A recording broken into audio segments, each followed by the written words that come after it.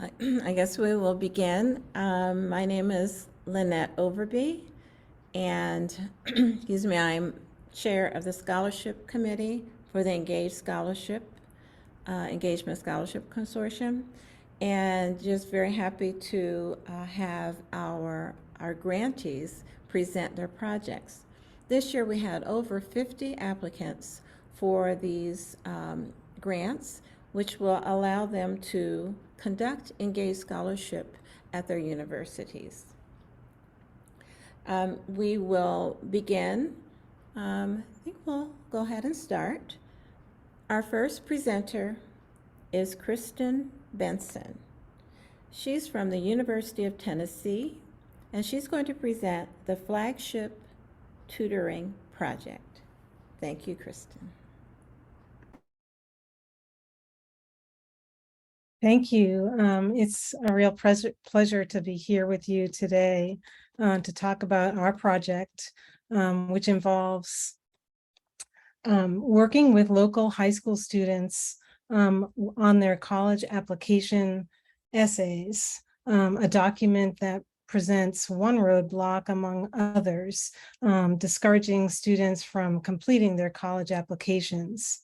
We're working with 3 high schools designated by our university as flagship schools, which means those with large populations of underserved minorities, potential first-generation college students, and low-income households, and whose graduating students are provided a full scholarship upon admission to our university.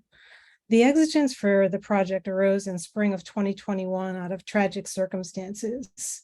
Several students at one of the flagship schools were killed in a series of shootings, and our university reached out to see what we could do to support the school. Through those conversations, one of the requests was for help with writing and with the application essay in particular. Our writing center immediately geared up and offered help to that school and one other last fall. We were only able to arrange 27 one-on-one meetings with students then, but felt good about it for the moment, considering the speed at which we set up the whole process. But we were struck by what we didn't know and how that had affected what we could offer.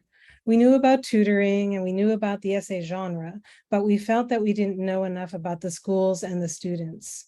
So we designed a research project to find out more about, to talk more with each of the 3 flagship high schools.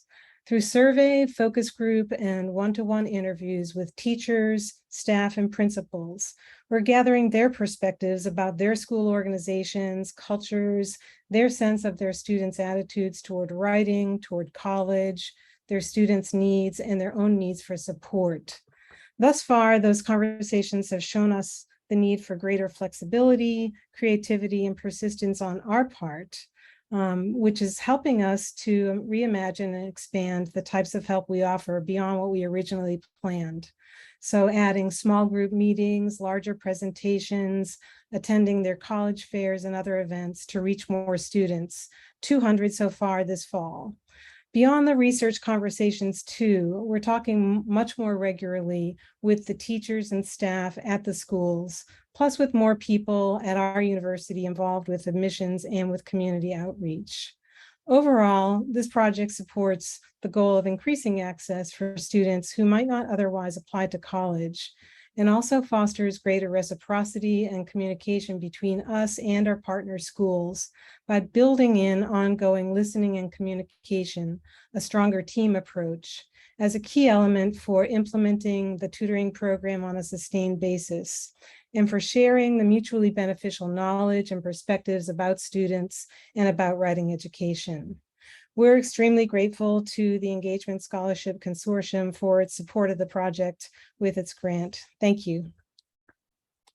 Thank you, Kirsten. Very interesting project. Our next presenter is Jonathan Cox from the University of Delaware, and he's going to present Beyond Conservation, Bridging Art and Science. Thank you, Lynette. It's so exciting to be here today, and thank you again to the Engaged Scholarship Consortium for awarding us this grant. My partner is Maisie McNeese. She's the owner of Studio Verde and also the Artist in Residence Director. And my name is John Cox. I'm from the ACER Foundation. I'm the president there, and I'm also a professor in the Department of Art and Design at the University of Delaware. We came up with this project because artists are oftentimes the ones that are communicating these very broad and often complex topics like climate change and loss of the rainforest and loss of indigenous communities that are calling the rainforest home. I want to start out just with acknowledging that the project takes place on the ancestral lands of the Sieha, and this is located in southeastern Peru. On June 1st, we launched a social media call to artists, and we had over 70 artists apply worldwide. And we ultimately selected 10 artists from 7 different countries. And we have 2 of those artists are indigenous Sieha community members on their ancestral lands. We then started a broad-based kind of brainstorming session. We met with the National Geographic Explorers Symposium. We came up with ideas that would make an impactful artist in residence program. And we came up with this idea where it would be about 10 days of really intense field work, understanding and learning from different scientists on all these different field excursions. And then the artists would have a certain amount of time in a very safe and comfortable open space in the rainforest to start creating their own work. And then ultimately next week, in fact, they're going to be preparing and installing an exhibition in Puerto Maldonado. And fortunately, I'm able to fly down for a hot minute to see that. So I'm super excited about that. The artists started out with a pre-survey, so we're yet to do the post-survey, but we have a pre-survey that will be analyzed, and they got talks from all sorts of different walks of life, from people studying mercury contamination to sustainable ecotourism, which is Rood here talking about that and their experience. They also learned from a chef that learns, he teaches about all the organic foods that can be found in the Amazon, and he has the artists prepare their own lunch one day, and I'm pretty jealous because it looked phenomenal. And then they got examples from people like Tirani Gonzalez, who is teaching about medicinal plants of the Amazon at the ACER Center's Botanical Rooftop Garden. We also took the artists to different areas where they could see the challenges of the Amazon. So this is a particular area that's been devastated by forest deforestation from loggers and then from miners. This used to be a primary rainforest with 500,000-year-old trees. It's now a barren desert with the debris left by miners. So the artists are understanding the challenges that the Amazon and the people are facing there. We're also showing them what's being done to help restore that. So this is an organization called Cincia that's replanting some of these desert areas, and they're cataloging the different plants that are going in there, working with the local communities to hopefully bring the rainforest back in these lands that have been so devastated by the mining and forest deforestation. At this point in the program, the artists are at Camino Verde. They're enjoying the rainforest, being surrounded in just the diversity. It's the highest diversity on Earth is right here, found in this particular region of Amazonia. So the artists are creating work as we speak, and they're enjoying things like the night sky. This is an image that just got shot over to me, so pretty excited to share this. So they're being inspired by the... We're not seeing your slides, though. Oh, no. You're not seeing any of my slides? But you're very, we still enjoying your talk. That's terrible. How did that not happen? So anyway, here's the last slide. Boy, technology has not been on my side today. I've had this weird magnetic pole around me. So here's the final slide. We're having an open studio, and that's going to happen next week. The artists are going to be sharing all of their work, and we have it open to all the different community members in Puerto Maldonado, from government officials all the way down to little kids and their parents that have been part of our organization. So thank you. And I'll stop there. Thank you, John. And yeah, so we still enjoyed your presentation. Yeah, so now we're going to have Ron Orchard. He is from Kansas State University, and he's going to talk about veterinary street medicine as a means for community engagement.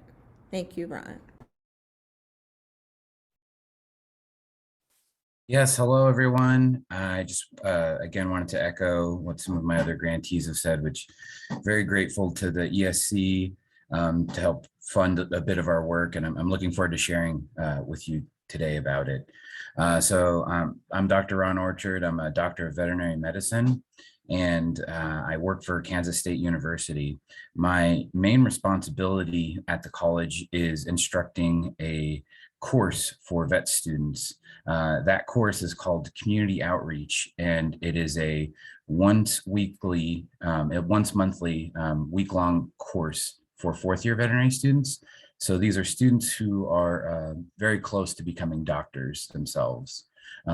The syllabus or the curriculum for the course is that we partner with organizations across the state, and we are specifically targeted the partners who serve underserved populations. Primarily we're serving unhoused communities as well as other low-income groups. The aims of this is that veterinary medicine is literally the least diverse of all professional schools. So when compared to MDs or law schools, veterinary medicine is the widest and the richest profession. So the aims is to better prepare our vet students to work with differing populations, because the current system is that vet schools run their own referral teaching hospitals that are primarily focused on very high income clientele who can afford thousands of dollars on their animals. But our aim is that we show that all groups are worthy of the human animal bond. And that's kind of the aim of what we're shooting for with our course. So our project is we will be videotaping the interactions between our students and our clients, and capturing those, as well as going through and interviewing both parties as well as our partners.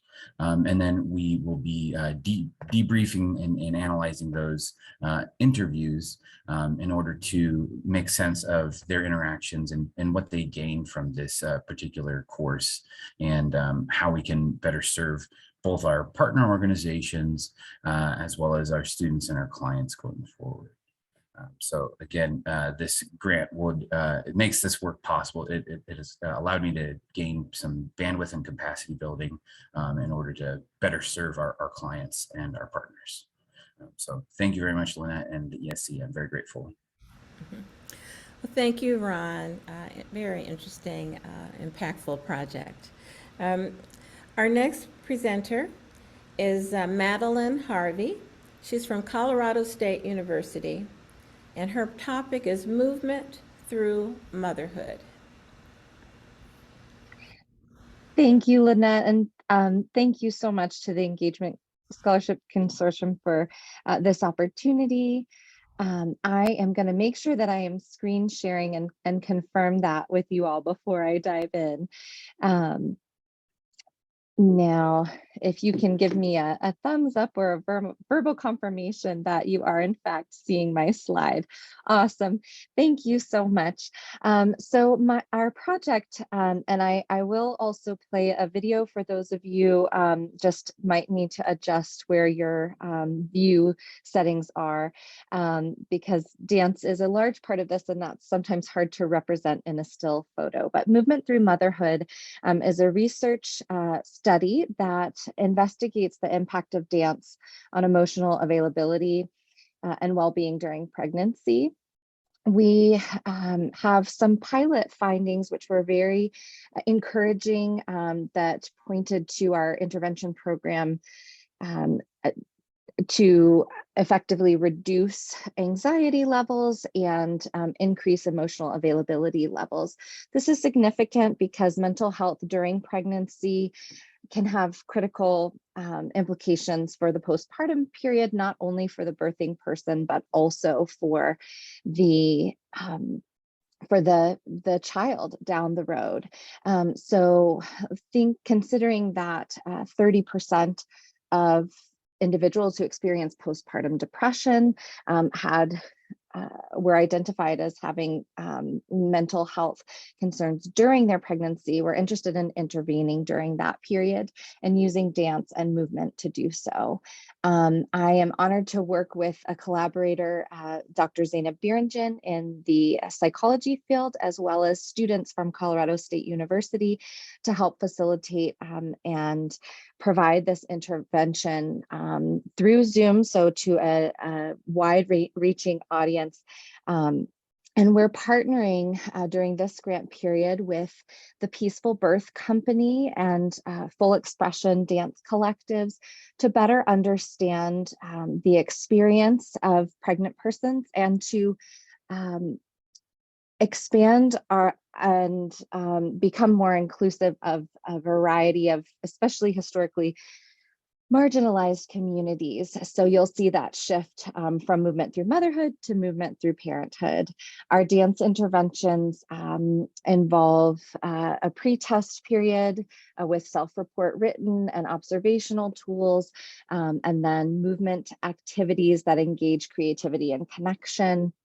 And then revisit the post tests. And so we expect to be able, and we hope to be able to recruit and deliver an improved research model and find more significant findings related to reduction of depression and further increased flourishing and attachment. So we're so grateful to be able to continue and improve this work.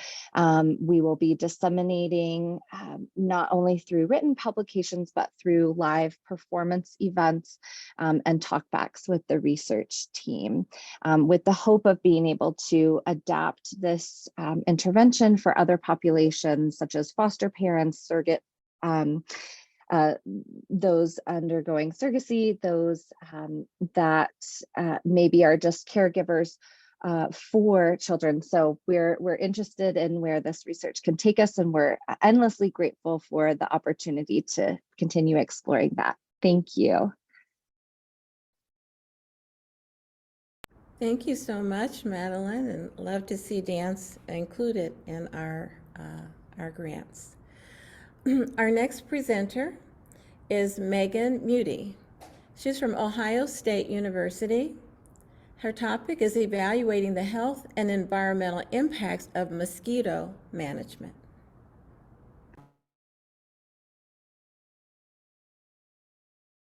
Thank you so much, Lynette, and thank you for the opportunity to present today.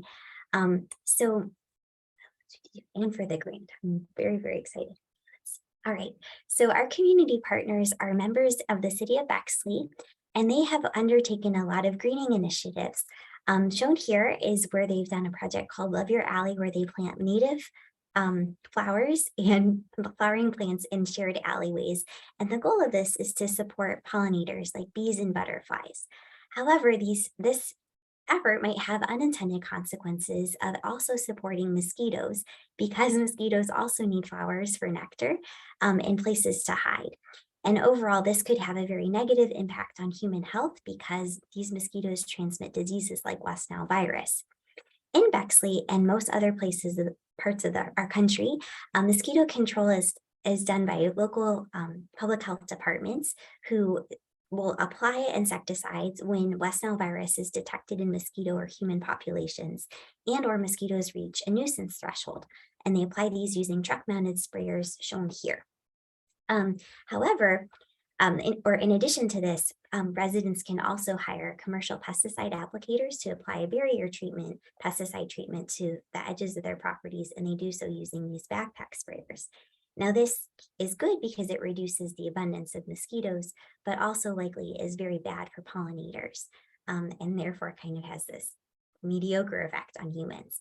So residents of Bexley were very interested in seeing if we could identify a solution that would support pollinators, but also manage mosquitoes in a different way. So Dr. Mary Gardner, my partner on this project, and I went into the literature, and we found some evidence of communities that had used these kinds of mosquito traps to control nuisance biting mosquitoes. And we also developed a new kind of trap to control the mosquitoes that transmit West Nile virus. These traps are mosquito specific and should not have any impact on pollinators and could be used in those same yards that have all those beautiful native plants. So they would continue to support pollinators, but reduce mosquito levels and offer us the best of both worlds. So this summer, we initiated a pilot study. Here I am with Paula, one of our residents in Bexley, putting out our mosquito traps. And I have a little bit of preliminary data to show with you. So residents were assigned to one of 4 different treatments. One where Franklin County Public Health, another partner on our project, applied pesticides when mosquitoes were detected, as they normally do. Another treatment that had the control by Franklin County Public Health, plus a commercial applicator apply a spray. A third treatment where residents were not applying any pesticides or doing any additional mosquito management. And then our 4th treatment was where they were using the mosquito traps. On the y-axis here is the total number of mosquitoes, and then the blue dots are our first kind of baseline collection numbers, and then the orange dots are after the 1 barrier spray had been applied. So unfortunately, we didn't see any difference in the number of mosquitoes across all of the treatments, but we did see an interesting trend with non-mosquitoes that were collected on these properties, where the properties that were sprayed showed a significant reduction in the levels of beneficial insects. So this suggests that, but we didn't see that effect in the places with the traps. So it seems like the traps are continuing to support beneficial insects, and hopefully as we analyze data from the rest of the summer, we'll see whether or not they eventually reduce mosquito abundance. So these are members of the Mosquito Task Force and my partner, Dr. Mary Gardner at Ohio State. And I want to thank the students that did the work, as well as the ESC for this wonderful grant, and you for your kind attention. Thank you. Thank you so much.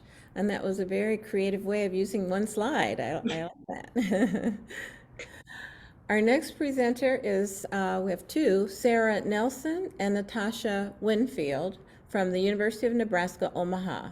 And their topic is Recovering Indigenous Histories, How Urban Development Erased Jefferson Square. Thank you. Hi, thank you. Is Dr. Nelson in on here? Yeah, so Dr. Nelson, who's sharing her screen right now. Oh, there you are. I'm Natasha, so I'm a graduate student on this project. So our project will consist of intertwining historical geographic perspectives and also documenting the impact that urban development had on this urban indigenous population in Omaha, Nebraska. So at one time, this historical indigenous community lived in an area known as Jefferson Square. But that's until about the late 1960s when the city of Omaha and the interstate developers chose to demolish this neighborhood along with a lot of other neighborhoods and communities to make way for the construction of Interstate 480. So what we know about this particular area neighborhood is that there's little documentation of recorded history. So therefore, we would like to document and interview and listen to stories of people who experienced life in Jefferson Square and the displacement that happened after the development of Interstate 480. So, you know, we believe that this project contributes to a larger understanding of how urban redevelopment has disproportionately impacted not only Indigenous people, but Black, Hispanic, and other immigrant communities throughout the history of the United States.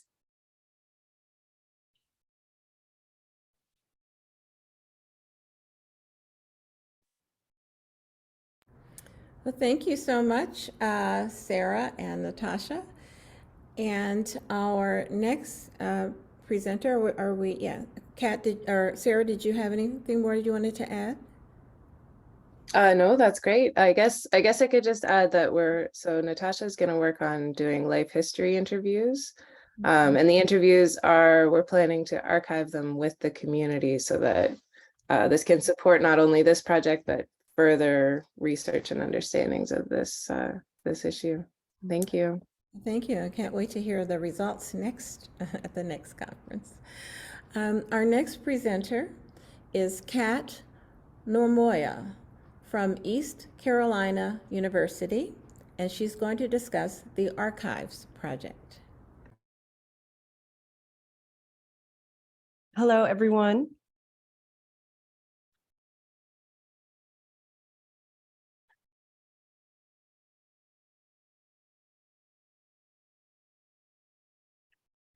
My name is Kat Normoyle.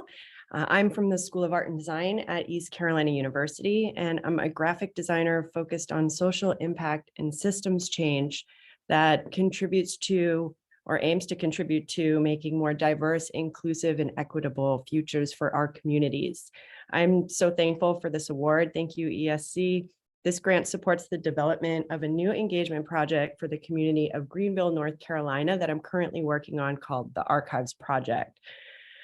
So this project is an engagement project that seeks to investigate and discover an important historical narrative of the community of Greenville, North Carolina, through archival research, as well as through engagement strategies with community members. The investigation and discovery phases of the project seek to uncover untold or unknown historical narratives and share them in such a way that's authentic, honestly represents the community's voice and interest as well. As we research, we're particularly sensitive to how we can seek alternative narratives of Greenville beyond its typical canon. So for Greenville, this means decentralizing the dominant white male-centric narratives, stories about agriculture and tobacco, stories about ECU, for example. It also means investigating and supporting narratives that have historically been marginalized, ignored, or dismissed. Through this project, we want to diversify our collective community knowledge of Greenville through inclusive research practices and storytelling. The motivation for this project evolved from a previous community engagement project that I led back in 2019 that wrapped up in 2021. And during community focus groups of this prior project, we learned that citizens were really interested in seeing projects develop that connected people with the community through narrative and contributed to different stories that expanded the conversation about Greenville, revealing stories that citizens may not know. This really became the impetus to prioritize narrative, community histories, culture seeking as primary points of departure for this project development. This grant supports the research by funding 2 student research assistants that will support me with research tasks over the coming year. The research methods include archival research and focus groups and interviews with community members to uncover these potential narratives, and also to add to the archives if and where we find gaps in knowledge. The focus groups and interviews also support the project by providing space for community members to talk about the narratives, how they represent and reflect the communities involved, and how they might and should be presented to the community. The outcomes of the project are to present the narratives as a public installation or exhibition that's both expressive and informative. The installation should behold the community, add to a sense of place, and provide a strong sense of belonging to its citizens. Our partners are Pitt County Arts Council, which is a nonprofit arts organization dedicated to enhancing the quality of life for Pitt County citizens and making arts accessible to the entire community. As we progress in our research, additional partners will be invited into the process as we start to define more clear project direction and narratives to focus. And our team is right now a small team, myself and my 2 students, Lee Turner, who's an MFA candidate in graphic design at ECU, focusing on change making, justice, and in the environment, and undergraduate graphic design student at ECU, Elsie Love. Elsie has a bachelor's in philosophy and religion from UNCW and a passion for placemaking and visual arts. I'm excited to see this project develop over the coming year. Thank you so much. Thank you, Kat, and your students. Looking forward to the results of this project. Love to see when arts-based research is incorporated in the community. Our next presenter is Zoe Nissa. She is from Purdue University. Her project is Plan Your Park.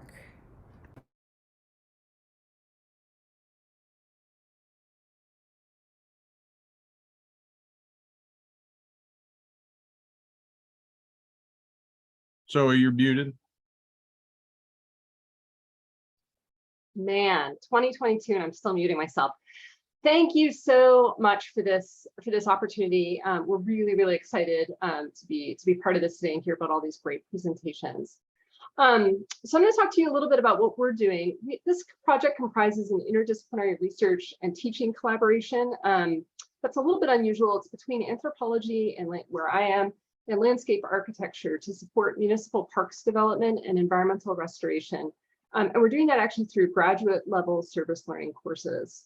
And our project site, see, I wasn't smart and I didn't rotate my slide the way other people did. So I apologize, it's a little busy, but hopefully it gives you a little bit of a flavor of this site. Happy Hollow Park is this really beloved gem in our city, and it's a very high traffic, high usage, 81-acre urban green space in West Lafayette. And the park actually also serves as an incredibly important ravine and stormwater system for the city as well.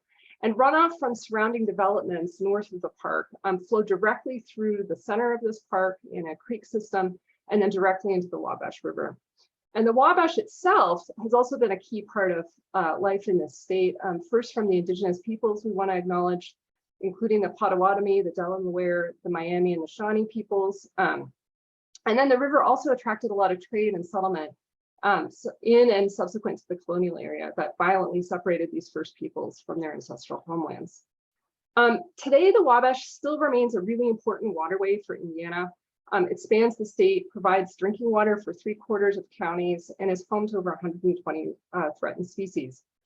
And the park itself has been a really important community feature for centuries. So our team has looked in the archival documentation around this park and the way that communities have used it over the years, and found interesting things like this trolley. So the whole park was clear cut and this trolley system put in for a while. And today the park has been replanted. But as you can see in that rightmost photo, it's experiencing significant human impacts, and including incredibly rapid erosion of the hillsides, species loss, and then really just disagreement between different stakeholders what the park should do. So for this project, we're really fortunate that we've got this formal 5-year memorandum of understanding between us and our municipal government here to do this community-based service learning projects in our courses. And so Bryce Patz is serving as our liaison as the community partner. And I teach these classes each semester. They draw a really diverse interdisciplinary mix of students from engineering, science, liberal arts, health and human sciences. So it's a really great mix.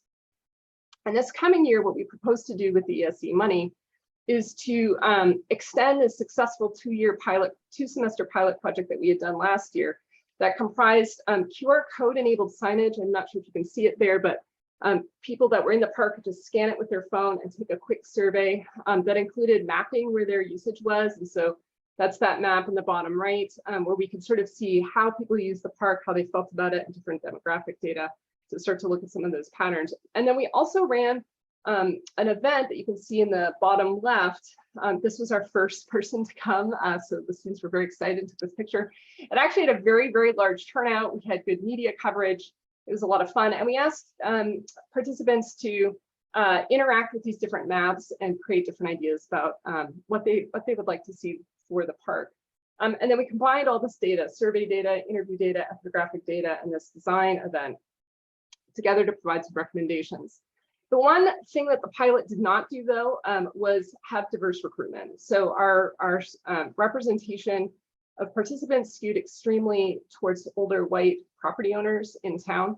And so with the work we're going to do this year through the grant, we're targeting diversified recruitment to a lot of underrepresented community groups. And rather than having people come to the design event, we're going to bring the design event to these different community groups. We're extremely excited for that. And again, thanks very much, CESC, for making it possible.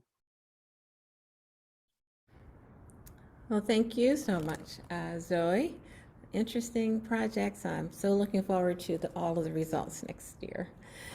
Our next presenter is Liz DeLucia, and she's presenting on behalf of Angela Scarpa from Virginia Polytech Institute and State University, leveraging community partnerships to increase professional capacity and improve access to cognitive behavioral therapy for autistic youth. Hi there, thank you. Our title is a bit of a mouthful, so appreciate it.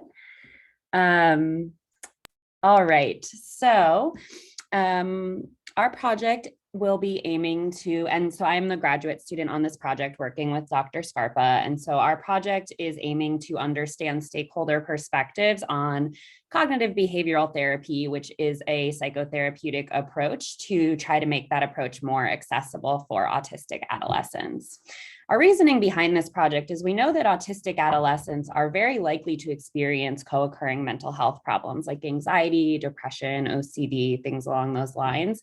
And we actually know that a lot of people on the autism spectrum will report that their co-occurring mental health problems are more interfering than any like core autism traits or symptoms. However, a lot of mental health clinicians don't get a lot of training in this area, and so they often report that they don't feel super comfortable treating youth on the autism spectrum. And we kind of get similar reports from autistic people as well, that sometimes clinicians are really not quite sure what to do.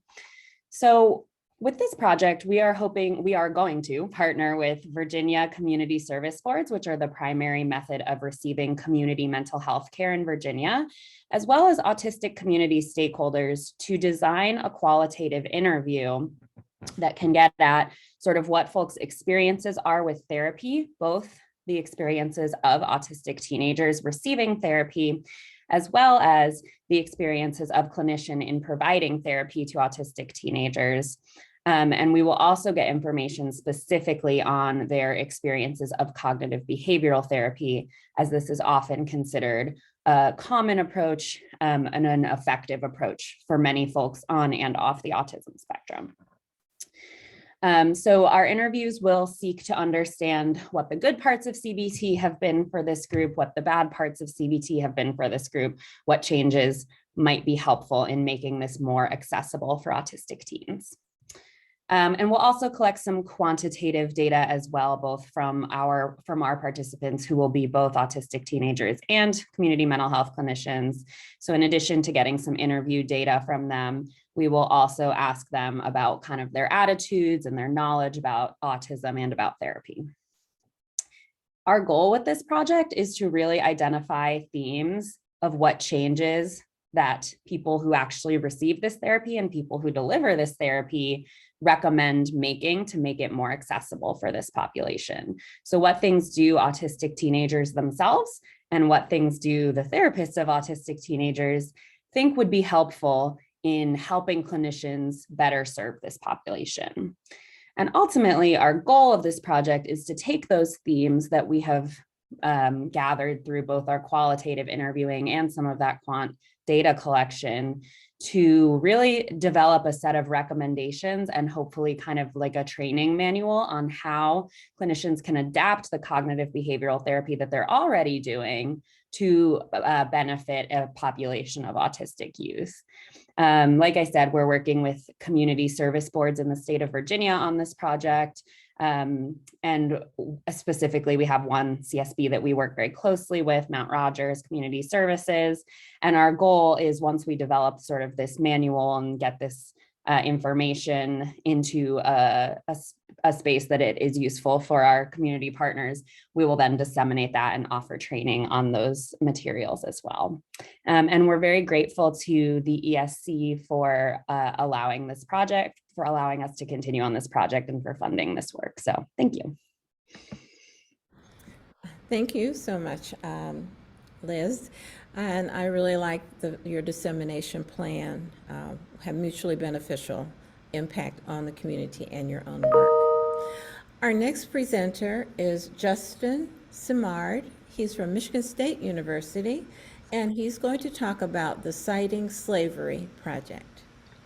Hi, thanks for the introduction. I'm Justin Samar, the director of the Citing Slavery Project. I'm here with Taylor Hall, who's an MSU College of Law student and our director of education and outreach. And we're going to talk a little bit about our work. Okay. So the legal profession lacks diversity. African Americans, for example, make less than 5% of the profession, even though they constitute 13% of the population. Progress towards building a representative profession has been slow or worse. From 2019 to 2020, the percentage of African American, Asian, Hispanic, and Native American lawyers decreased significantly. So I founded the Citing Slavery Project at Michigan State University to expose the profession's history of discrimination, especially its complicity in slavery. And our team of student editors is collecting American cases involving enslaved people and sharing them on our website at www.citingslavery.org. And you can see an example of what one of those cases looks like on the slide here. Johnson v. Perry, this 1841 case, has actually been cited twice relatively recently, both in 1999 and 2016. So our research has shown that judges and lawyers continue to cite these cases involving enslaved people directly, as well as relying on doctrine established in these cases for basic legal propositions. And more than 10% of published cases are within 2 steps of a slave case. That is, they either cite the case directly or cite a case that cites a slave case. So to increase diversity among lawyers and to reckon with the profession's past, we are establishing a partnership with Ferndale High School to create and pilot lesson plans for high schoolers that will teach them how judicial precedent works, help them understand why the profession continues to exclude African Americans, and allow them to contribute to our ongoing work on the Citing Slavery Project. Giving students an early introduction to the legal profession is important because becoming a lawyer is less daunting when a person understands how the law works. Our partnership will also give students the chance to visit our law school and to sit in on law school classes. Exposing students to our research will not only expose the roots of the professional discrimination, but also show how students like them are becoming lawyers and working to address it.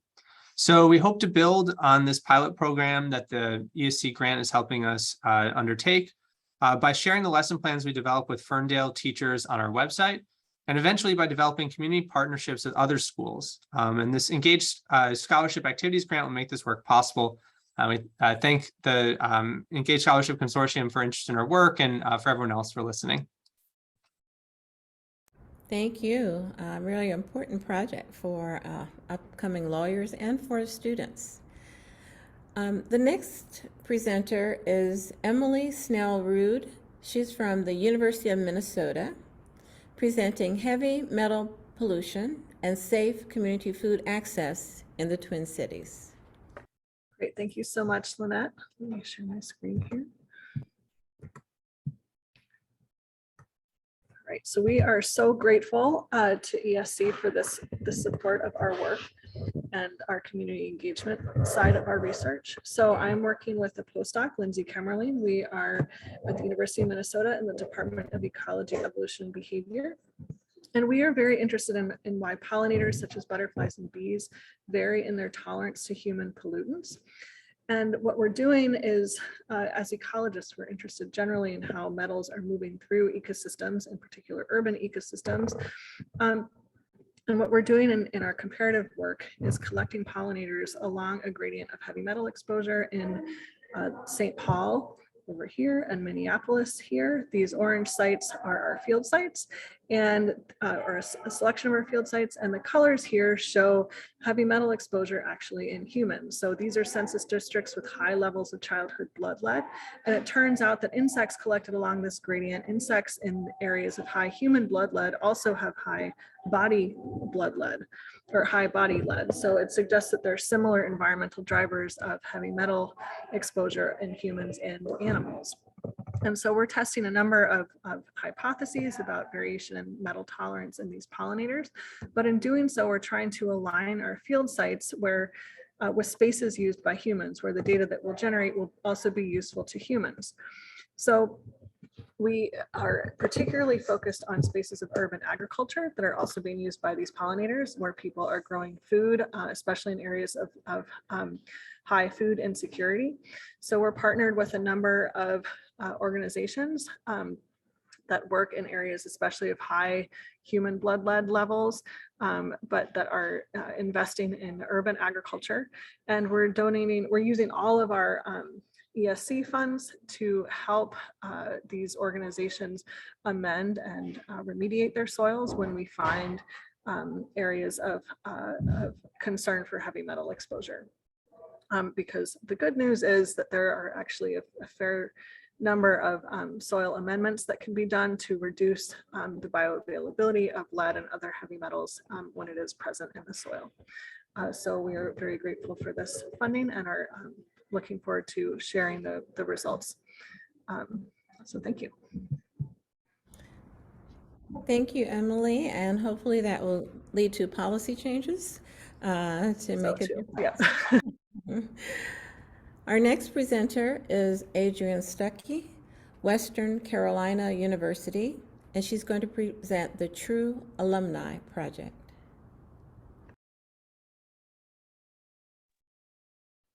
Before I begin, I just wanted to acknowledge that, is everybody seeing me? Lynette, can you give me a thumbs up if I'm visible? If the screen is great. Just want to acknowledge that while I'm the one here presenting, I'm representing a team of 6 faculty at our shared institutions, and we were just on the group chat, they were cheering me on. So I want to make it really clear that I'm not operating alone here, and I represent a team and a diverse team at that. The True Alumni Project represents more than 20 years of a partnership between North Carolina Agricultural and Technical State University, or North Carolina A&T, and Western Carolina University, WCU. And that project began when some faculty in the education programs at both institutions and the colleges of education connected and decided that it was important for our teacher candidates, or our pre-service teacher education majors, to engage in an exchange program across both institutions. And that was called the Rural Urban Exchange. And why would these 2 institutions be a great place for that? Well, here's a map of North Carolina, and you can see that North Carolina A&T is located in the northern central part of the state in Greensboro, North Carolina. It is an urban setting. It is also one of the founding cities of civil rights activism, particularly some North Carolina A&T students are initiated the first lunch counter sit-ins in Greensboro, and the institution is historically Black university that was founded in 1891 and then eventually became a land-grant university, and it serves a population of approximately 89% underrepresented minority students. And Western Carolina University is the rural half of our team. And as you can see, we're on the far west side of the state. We are adjacent to the Great Smoky Mountains National Park and part of the Southern Appalachian Mountains. And we share space in our county. Well, first of all, we're situated on the homelands of the Cherokee tribes, and we share space in our county with the current Eastern Band of Cherokee Indians tribal lands. And the university at Western Carolina University serves approximately 78% white student population. And during the exchange for those 20 years, or for most of those 20 years, we would travel, faculty would take students in vans and travel to each other's campuses where we'd host each other for about a week. And we would, at the time when there was still room on campus for people to use campus housing, but now we're both really large and have to do hotels, but we used to stay on campus at each other's campuses and visit local schools in the urban and rural settings and participate on campus activities on each other's campuses. In the meantime, we have inherited this incredible heritage, the current faculty, and we've made some adjustments to it. And so we now call it TRUE, or Transformative Rural Urban Exchange, instead of RUE. And some of the things that we've added are a weekend retreat prior to the exchange where all of our students get to know each other, and deliberate and purposeful instruction and mentorship in cultural proficiency and culturally responsive pedagogy, and also taking advantage of the fact that we represent predominantly white and predominantly African-American communities. We engage in some very powerful, meaningful, life-changing conversations about race that are mediated by our faculty. The current mission of TRUE is to provide pre-service educators from WCU and North Carolina A&T with intentional field experiences in communities where they interact with students from diverse ethnic, racial, socioeconomic, and language groups, and have the opportunity to engage with peers, university faculty, and public school personnel who will provide valuable skills and knowledge in preparation for working with a diverse preschool to 12th grade student population. So what we want to do with the True Alumni Project is finally get a chance to talk to some of our alumni who've gone on and graduated and are now teaching all across the state of North Carolina. And some things that we want to ask them, the questions that we want to ask of our alumni are, how are they doing with implementing culturally relevant and culturally responsive teaching in their current classrooms? How can their current practices and experiences inform us to make adjustments to the True program for current and future participants? And how can we extend the True alumni experience beyond graduation throughout their teaching careers? And so the Engaged Scholarship Consortium will allow us to travel in 3 teams. So we'll have a faculty member from Western and a faculty member from A&T in 3 different teams to visit 6 alumni who we will identify in rural and urban locations across the state of North Carolina. While they're visiting, we want to interview principals about how they perceive their teachers, our alumni's use of culturally responsive teaching practices.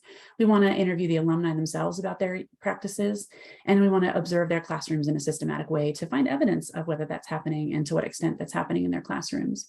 After we do that, we want to use that information to identify how we can mentor them and hold professional learning communities through virtual method in the spring with the alumni and provide them with stipends for participating in that kind of informal professional development with us.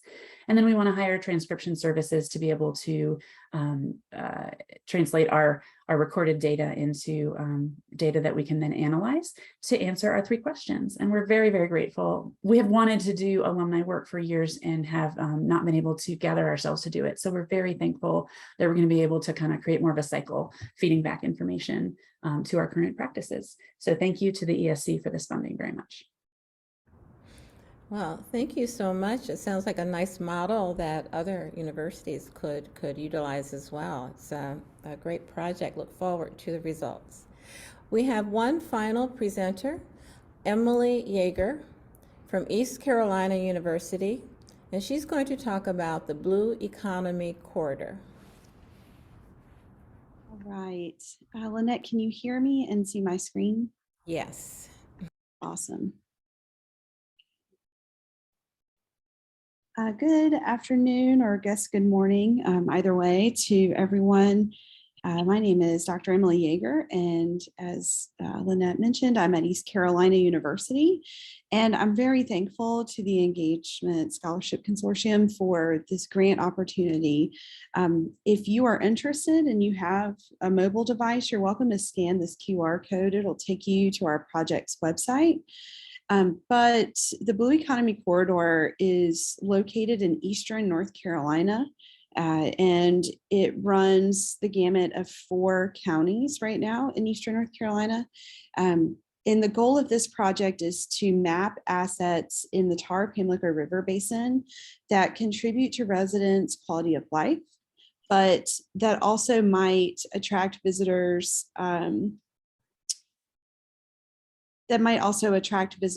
to the region. And so, sorry, just one second. I'm trying to look at the chat and everything at the same time. So this work is, based on what residents think first about what those assets are in their community. So we've been doing initial workshops in communities at what we call socially neutral places. And that could include things like extension centers, community colleges, et cetera. And so we had this first round of mapping. We collected 82 assets, but we wanted the opportunity to do more asset mapping with the communities. And with the second time around, we'll be doing this at festivals and events using the funds from the ESC grant. And we will also be using the funds to hire 2 undergraduate students to help us with this asset mapping. And just to kind of explain what we're considering an asset in people's communities. So that could be nature-based tourism assets, hospitality, it could be sociocultural heritage, health assets, so things that get people that give people an opportunity for mental and physical well-being, conservation assets, STEAM education assets, and we're very interested in basically classifying whether any of these assets are ADA accessible, and so that includes both intellectual and physical accessibility. Then the last thing I guess I'll say about this project is that our partner is Sound Rivers, which is our conservation nonprofit for the Tar-Pamlico River Basin. And our ultimate goal, after using the ESC funds as sort of seed funding for this, we want to eventually give this digital interactive map to Sound Rivers to use on their website. So it's a win-win for everyone, where destinations will be able to use this tool for tourism marketing and promotion, and for also understanding what residents already have in their communities, but also our nonprofit will receive more traffic to their website, which is always a good thing for nonprofits. So I think I'm going to stop my presentation here. Well, thank you so much, Emily. And I'd like to invite all of the presenters to turn their cameras on and come back on just for a couple minutes, because we want to certainly appreciate all of the work that you're doing. We only have a couple of minutes left, and one of the things we want, I guess I should turn my camera on, yeah. One of the things we want you to think about is how can this grant support your ability to conduct engaged scholarship at your university? And then thinking about how you're going to share your results with your academic and community partners. But, so we're looking, as you all are doing your evaluations, we're also assessing the impact of this work, and love to hear from you. Maybe we can hear from one or two, just any thoughts that you have about that. Can anybody go first, or? Anybody can go. Okay, so yeah, I'd like to kind of go a little bit further into our project. So how will the grant support the ability to conduct engaged research at the university level? So what's cool about our project, I think, is we're starting to build a network of contacts related to this story. So it involves many scholars of different disciplines across the university, like historians who know about the history of Omaha, Native American studies, and then, geographers who know about redlining and racial geographies. But also this is collaborative with the students as well with Native American backgrounds. We have an intertribal student council. We'd like to involve interested students to be a part of this network of scholars as well. But our community partners, we have a few that we've identified, the Nebraska Urban Indian Health Coalition and the Fred Leroy Wellness Center, as well as the Nebraska Urban Indian Community College. So we'd like to create an advisory committee with these people, the participants that I plan on interviewing, who will check in with me. We'll meet regularly and help construct the project, make sure that things are being ethically sound with this community. And then sharing these results along with gifting the community with the results being my master thesis, gifting that to the community as well as the interview recordings being archived at UNO, being accessible to the Indigenous community in Nebraska, in Omaha, as well as anybody in the community who's interested in learning more about Jefferson Square. But also, before I forget, thank you to the ESC. This grant is really, really helpful. You're going to be able to give me the opportunity to buy the recording equipment that I need for these interviews, as well as I'm going to have community gatherings with involved participants. We can come together on the shared piece of history and talk about our experiences. So thank you so much. I really appreciate this. And thank you, Natasha, and thank you to all of you. And I would love to hear from you about those questions if you want to shoot us an email, because we can always use that as we consider more grants that we can provide in the future. And thank you to our audience for attending. And I see there are a couple questions in the chat if our participants want to check them out. But it is time for lunch, and I don't want to stand between us and lunch. So have a good rest of the conference, and thank you all so much. Bye-bye.